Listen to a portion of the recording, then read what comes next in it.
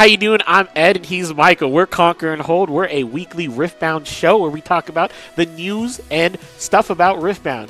Michael, what's today's episode about? On today's episode, we're finishing our series talking about all of the body cards 1 to 5, and then at the end, we're going to look at a first place topping Fiora deck. But before we do that, just remember, we also stream at 6:30 on Mondays at the People's Card Shop Twitch. We stream our Nexus Nights. Come check it out. Boom. Whoosh. Just like the others, 1 is bulk, 2 is a niche card, 3 is common, 4 is very strong, and 5 will be a broken or a build around. Our question for this video is going to be, what is your favorite body card? At the end of the video, we'll tell you ours.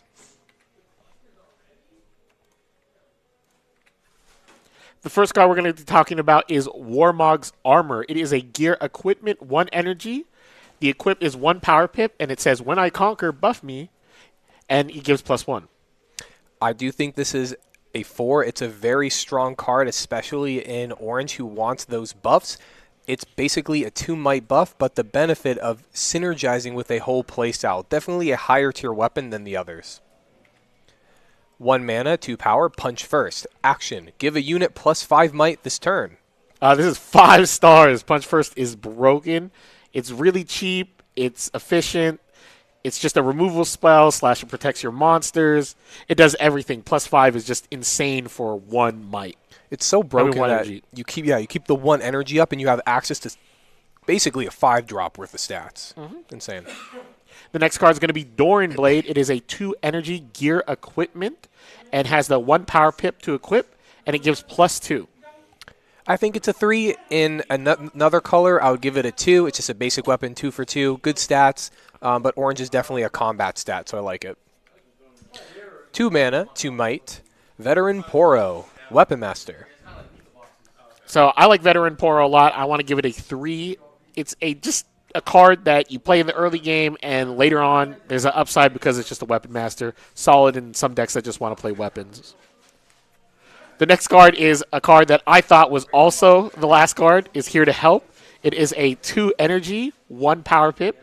It's a hidden and also an action, and it says you may play a unit from the hand to a battlefield you control, reducing its cost by 3. I think it's a 3, but it's very interesting. It gives these decks that don't have a lot of agency on the board to get a discount on a unit. It's basically like 1 power for a 3 energy discount that you get to summon a guy. But you do have to leave up all that mana.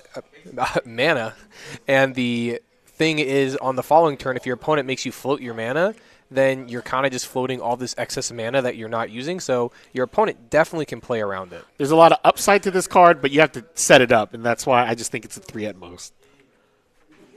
So we have Ancient Henge. 2 mana, 1 power, tap and reaction. Pay any amount of energy to add that much power. I think Ancient Henge is a solid card. It's basically reverse Hextech Anomaly where you trade an energy to basically get power. I definitely think it's solid because you don't lose the energy. That's fine. And it's just basically like a giant seal at that point. The issue is the 1 energy to put it back. I just think it's okay. Maybe there's a home for it, but right now I think it's a little too slow. I think if it... Because, like, we have the seal. So if we really want this discount every turn, we could do a seal. This has to be something where you're constantly getting that power every turn and making value out of it. I don't know what that would be yet. 2 mana, 2 might, Sea Monkey. When you play me, you may also pay 1 as an additional cost. When you play him, if you paid the additional cost, you can give him a buff. I want to rate this card a 3. It's just another one of those 2 drops with 2 might. Solid card. I like that it's good going first, good going second, because you can just pay it for its additional cost, make it a 3. Solid. Nice curve filler. Next, we have Hex Drinker. It is a 2 energy gear equipment with the equip 1 power pip, and it gives the unit deflect and +1 might. You got to think, is deflect worth a mana? I think it is, so I think this is at least a 3.5, probably a 4, because giving a specific unit deflect forever until it dies is really useful. I think deflect is one of the best keywords you can have, so I definitely think it's a 4. We have Petricide Monument.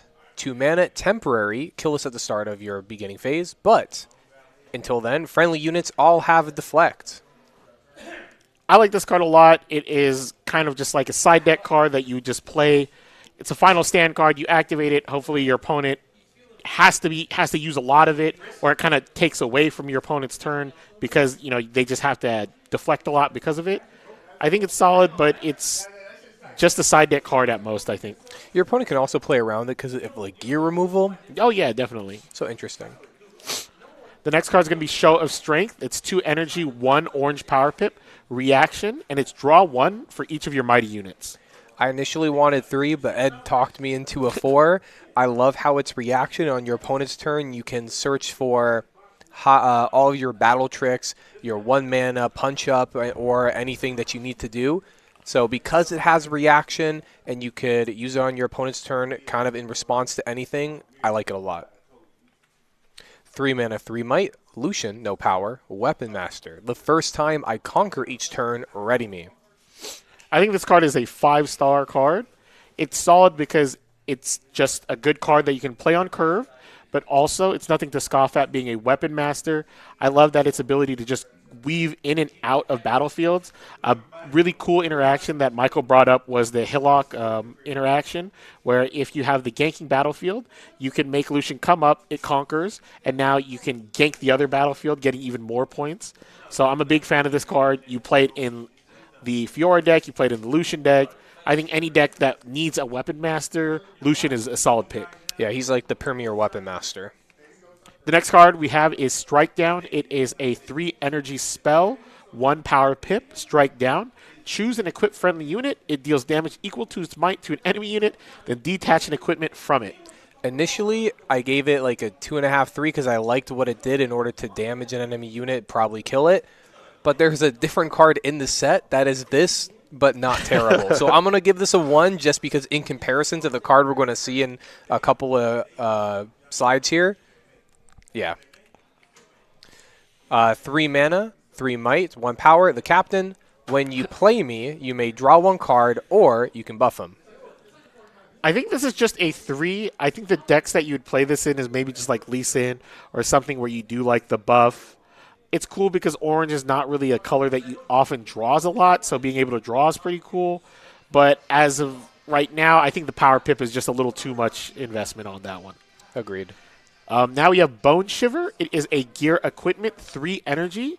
The equip cost is 1 energy and a orange power pip. And it says, when I conquer, channel 1 Ruin Exhausted and plus 2 might. I think it's a 3 in your heavy combat-focused orange deck. Being able to get so much bonus on your ramping as you're winning the fights makes it so that late game you can spend that power for your buffs. 3 mana, Marching Orders, action, repeat for 3. You can choose a friendly unit anywhere and an enemy unit at a battlefield. They deal damage equal to their mights to each other. I want to rate this card a 4. Marching Orders is very solid in any type of really big minion orange base deck, and it's solid removal. I like that you're able to just use it as a repeat, so there's just a lot of, how you say, options that you can have with this card. So I like that it's just generic removal. It's pretty solid.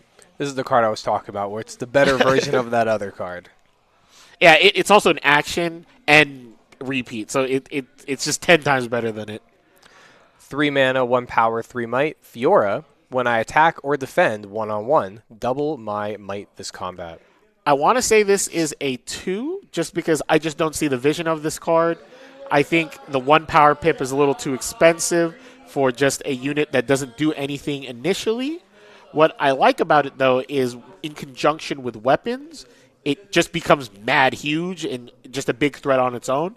So against decks that are pretty slow to start up and you're able to set up a bunch of weapons, this Fiora might just be this unstoppable Exodia-esque creature. But besides that, it's not really the most efficient one. Yeah, I think in the side deck, when you're like, if it's like a heavy Yi meta and you're able to put her into your deck like post side and it's like she's fighting one-on-one, then it's really good. But in your main deck, probably not. The next card is going to be Laurent Blade Keeper. It is a 3 energy, 3 might unit with ganking. 3. It's just a 3/3 with a good keyword. Ganking is broken. For a mana, Trinity Force. Equip for 1 orange power. When you hold, you score 1 extra point plus 2 might. This is a 5-star card. This card is broken. It's a little expensive, obviously, but with these orange decks often being these hold very strong minion based decks, you just slapping a Trinity Force will able to get rid of the point, will get you ahead in the point parity, and it's just a really solid card. Just being able to score more points. With so many Weapon Masters, once Trinity Force hits the board and everyone can just pick it up and run with it, it just makes every Weapon Master just so threatening because they can get an extra point when they hold. The next card is going to be Kato the Arm. It is a 4 energy, 1 power pip, 3 might unit. It has deflect, and it says, when I move to a battlefield, give a friendly unit my keywords and might equal to my might this turn. Interesting ruling update for this card is that it will be eroded when it comes here. It will not be able to target itself, and it currently can't target itself in the card game right now, even though it should be able to by the wording. That's not what they intended, so he cannot target himself. Even though it's a nerf, I still think he's a 4 because giving his keyword deflect and his might into another unit, you're doubling up on whatever keywords and might you're getting from weapons onto another unit. Still think he is so solid. 4 mana, 1 power, 3 might, Jax. Weapon Master. When you attach an equipment to me, you may pay 1 and draw a card. I like this card a lot. I want to rate it a 4. So the 1 power pip obviously makes it a little less powerful. But what I do like about it is draw power in a deck that often doesn't have a lot of draw. So it's something there. And it being a Weapon Master, it's able to pick up weapons. So it's nothing to scoff at in battle. I think it's definitely a solid build around me card. I really don't like the 3 might and the 1 mana every time. I think if it was no mana to draw a card, like you attach the weapon and you draw a card, I would love him so much. But because he seems a little weak on body and you got to pay a lot of mana for him, he's okay. 4 mana, 1 power, 4 might, Dauntless Vanguard. When you play me, or you can play me to an occupied enemy battlefield. So I just think this card's a 5. Deadloom Predator. It's baby Deadloom Predator. I just think this card existing makes you have to play around orange just way differently now, because this card can just come out of nowhere and just surprise you. Just form the 4 mana turn, just can just drop that rush unit coming down. Yeah, you can't be tapped out versus orange. Next we have Yordle Explorer. It is a 4 power, 4 energy unit with 4 might. And it says, when you play a card with a power cost of 2 or more, draw 1.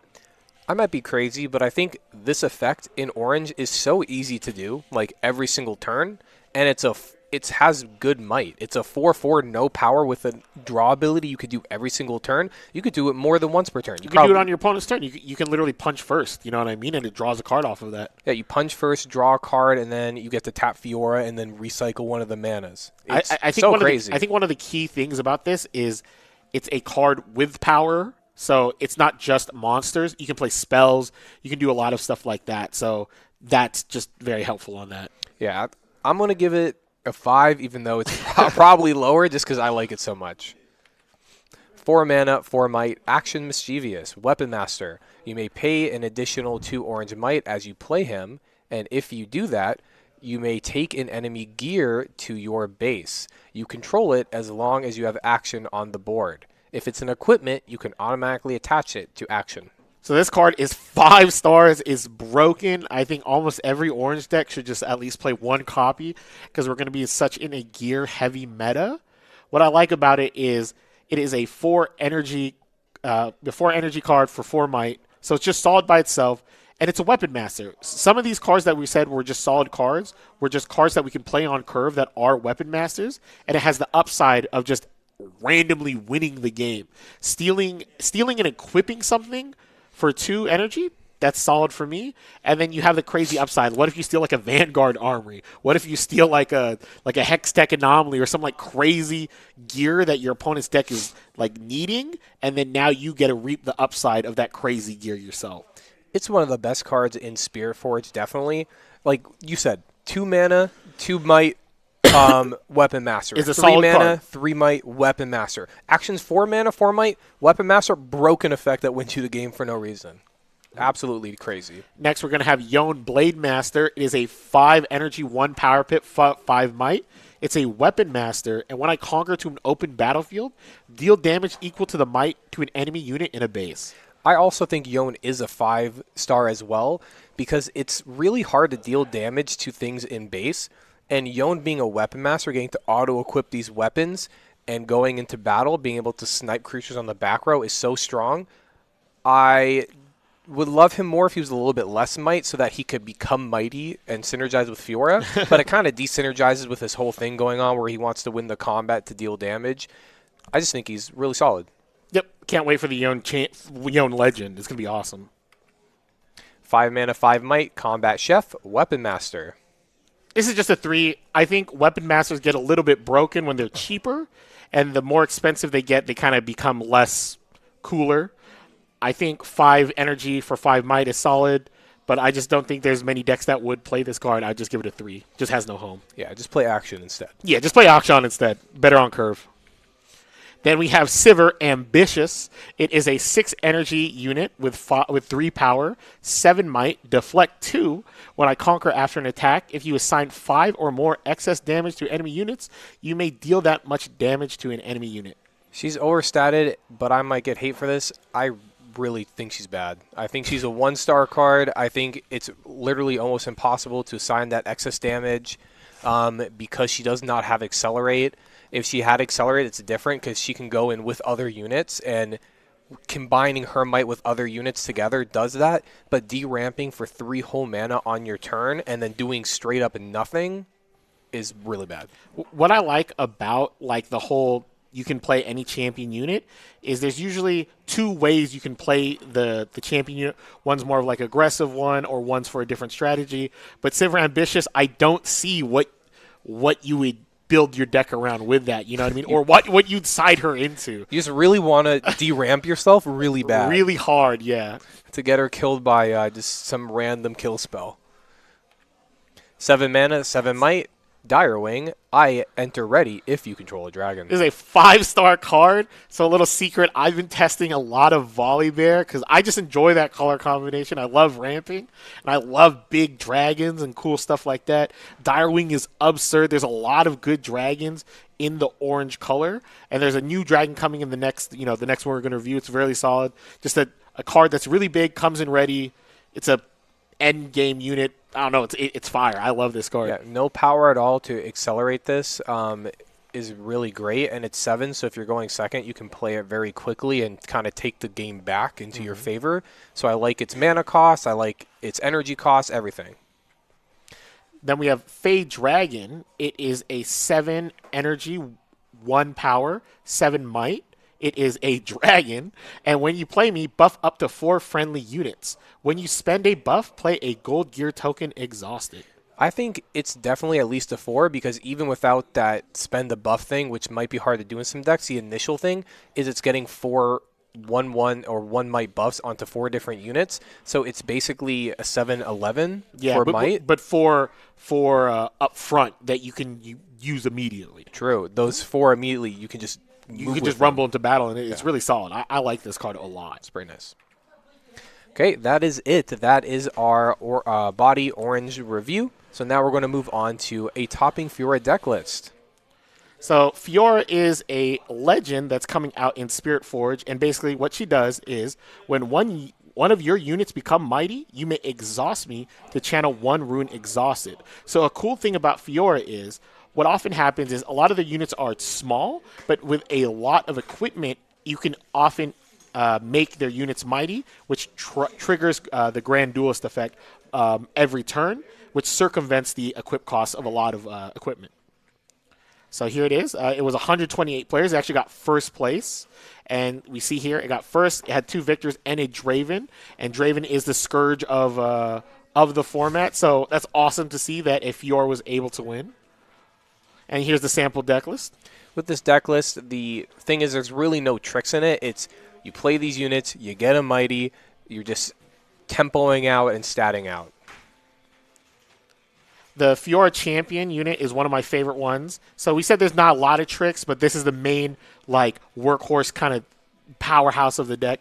Basically, whenever a unit becomes mighty, you may recycle one rune and then ready it. So basically, with the equipment, it just makes a bunch of ready units come into battle, just roaring and slamming in. And it just, after a while, if you keep doing it over and over and over again, it just becomes really obnoxious. Fiora's signature spell, Riposte, 2 mana, double power, reaction, choose a friendly unit and any spell, counter that spell, and give its might to that unit. This is really crazy because counter spells are really, really broken in any game. 2 mana to stop something is just game winning on its own, but not only do you do that, is you add the power of that card, even if it's 2, onto your unit. That could make your unit mighty and repay for one of those powers. This is just so versatile in Fiora. It is like, if this was just an orange card, it would be the best orange broken. card. You played in almost every orange deck, Yeah. even every yellow deck. A cool thing, though, that I want to say about Riposte is you can counter your own spell. I don't know how often that would happen, but just remember you can do that, and you could just be lethal out of nowhere because of it. They counter your spell, and then you counter their spell. Right there. No, you counter your own spell first. So I'm countering it. In order to get your units mighty in the Fiora deck, there are weapons and buffs. So Warmogs is a 1 buff, and when you hold or when you conquer, you get to buff that unit, so it's +2. So a lot of the units in this Fiora deck are either 3 or 4 might, and getting that 1 buff is able to push them over the limit to be mighty. And you have your Doran's Blade with your 2 buff. So basically, you are just paying 1 recycle in order to equip it, but then you automatically get to tap Fiora and get that back. So all of the weapons are for free. Another cool weapon is BF Sword. It is +3. The reason you have this in the deck is because it synergizes with the Unsung Hero. Death Knell will draw to if he's mighty. So you have a lot of weapon masters to pick up all the other buffs. It is an expensive buff, but it does help you with your little draw engine here. That's the cool part about the Fiora deck is you got to play a lot of really good units. I'm a big fan of the Lucian Merciless. We talked about how powerful it is just dodging in and out. And with equipment, he just becomes kind of a menace just being this really powerful unit.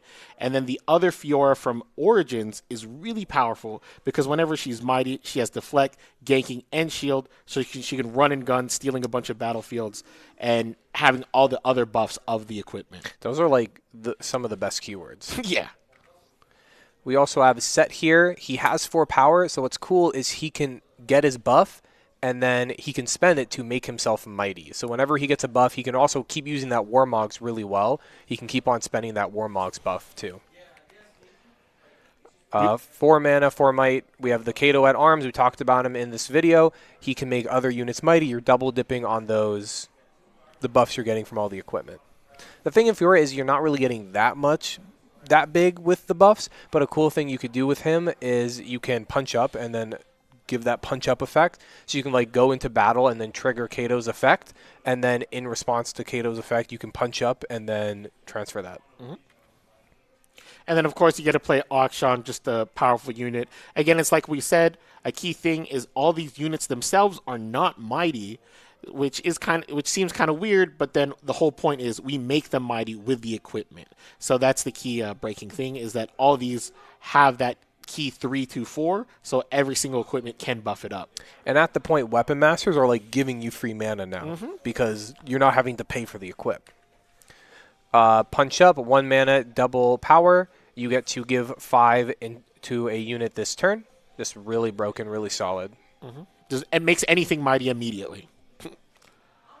Oh, another thing, I guess I did get this wrong. This is an action, so with the Kato play, you would have to buff him first before going into combat, and then you could pass on the punch first buff. Death Grip, 2 mana. There's really not a lot of trickiness. This is your one way in order to dodge kill spells and removal in order to make other units mighty, draw a card, and transfer that battle power onto a different unit. And then the cool thing about orange and yellow, it's 2 colors with a lot of removal.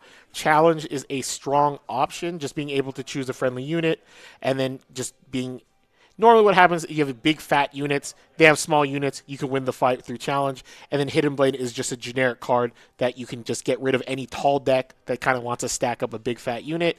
But also randomly, maybe you're hurting for cards. You can Hidden Blade your own stuff in response to stuff. A cool thing you could do is you can Hidden Blade, and then in response to your Hidden Blade, you can Death Grip. Ooh, and then I like that. I like that a lot. That's fire. That's a lot of draw cards. And you still get the Might, so it's cool. And that is the Fiora deck. Thank you for watching. Our comment was, what is your favorite orange card? I think mine is that little 4-drop that is a continuous draw engine. I don't know her name, but I like her. I like Punch First because that's going to be the card that I probably use to beat a lot of people with. Okay, thanks for watching.